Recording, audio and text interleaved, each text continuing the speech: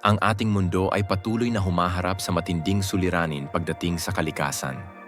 Mula sa deforestation, polusyon, climate change, hanggang sa pagkawala ng mga hayop at likas na yaman.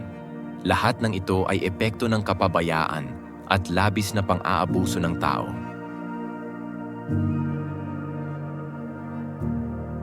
Ano ang dahilan nito at bakit ito nangyayari sa ating kapaligiran? Pagbabago ng klima.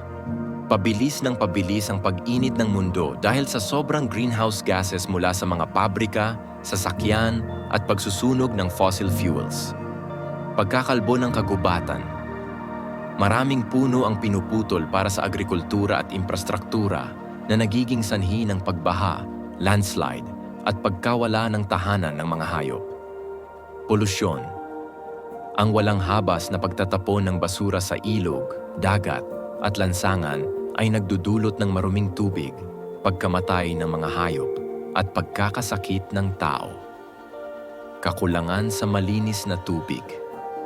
Maraming lugar ang nakakaranas ng matinding kakulangan sa malinis na tubig dahil sa polusyon at labis na paggamit ng likas na yaman.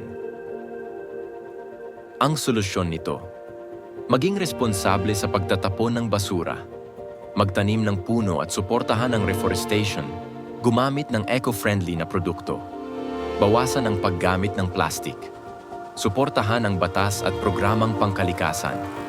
Ang kalikasan ay hindi natin pag-aari. Ito ay ating hiniram mula sa susunod na henerasyon. Kung hindi tayo kikilos ngayon, tayo rin ang magdurusa sa hinaharap.